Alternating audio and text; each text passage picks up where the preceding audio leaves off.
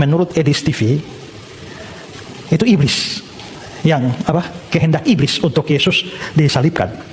Sekarang saudara ingat pada waktu saya khotbah seri ini beberapa minggu yang lalu, Kristus itu sudah ditentukan sebagai juru selamat sebelum dunia dijadikan.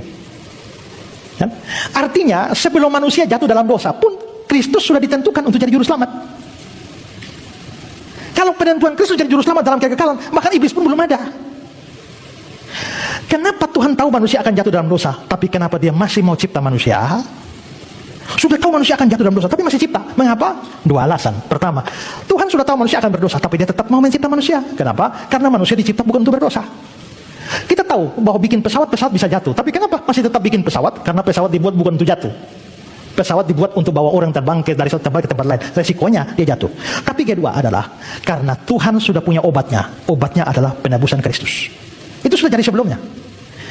Kalau dalam kekekalan Kristus sudah ditentukan jadi juru selamat melalui penyaliban, iblis belum ada, manusia juga belum ada, dosa juga belum ada. Jadi itu kehendak siapa? Ya, bisa tampilkan ayat ya.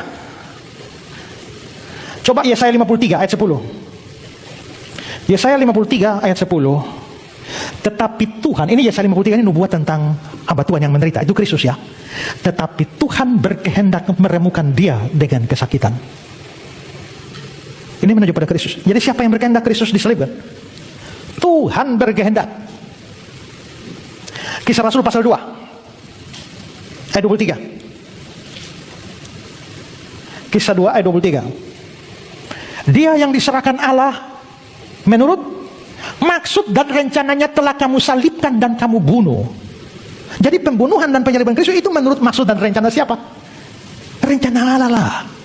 Juga coba 1 Petrus 1 ayat 20. 1 Petrus 1 ayat 20 yang sudah kita bahas. Dia telah dipilih sebelum dunia dijadikan, tapi karena kamu baru menyatakan diri pada zaman akhir. Dia telah dipilih. Dipilih untuk apa? Konteksnya dipilih untuk menebus. Berarti penyaliban Yesus itu rencana Allah, ya. Nah, apakah atau di mana titik peran iblis di sini? Menurut saudara, iblis itu kepengen Yesus disalib atau tidak? Tidak. Iblis tidak pengen Yesus disalib.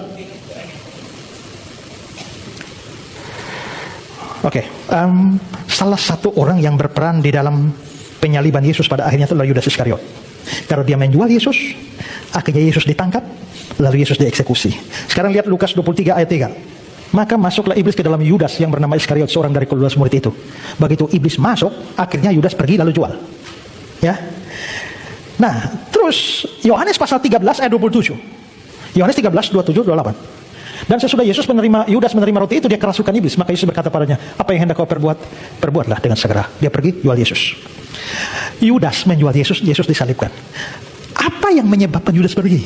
Iblis masuk ke dalam dia. Pertanyaan saya adalah, apakah iblis menghendaki Yesus disalib atau tidak?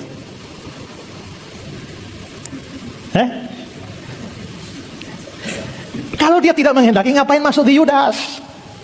Maka dengan kata lain, iblis juga mau Yesus disalib. Nah, iblis juga mau. Kalau begitu sebenarnya penyaliban Yesus itu kehendak Allah atau kehendak iblis? Kehendak dua-duanya. Hanya karena iblis tidak maha tahu, dia nggak tahu, dia punya tujuannya jahat, yaitu membinasakan Yesus. Yang dia tidak tahu bahwa ternyata ketika dia mau membinasakan Yesus, ternyata kematian Yesus malah menjadi jalan penebusan. Sekarang saya tanya, saudara ya, kisah Ayub, itu ujian dari Ayub menderita, itu ujian dari Tuhan atau cobaan dari setan? Dua-dua bertemu. Kenapa? Karena setan mau mencobai Ayub, tujuannya jelek, hancurkan iman Ayub. Tapi Tuhan izinkan itu juga. Tujuannya apa? Supaya iman Ayub terbukti benar. Maka dari kacamata Tuhan, ini adalah ujian buat Ayub. Tapi dari kacamata iblis, ini adalah cobaan buat Ayub. Tuhan bertujuan baik supaya iman Ayub timbul seperti emas, tapi setan bertujuan jahat supaya iman Ayub hancur. Motif tujuan berbeda, tapi bertemu pada satu titik, yaitu penderitaan Ayub. Nah, iblis ini, Yesus ini harus dihancurkan, matikan dia supaya binasa.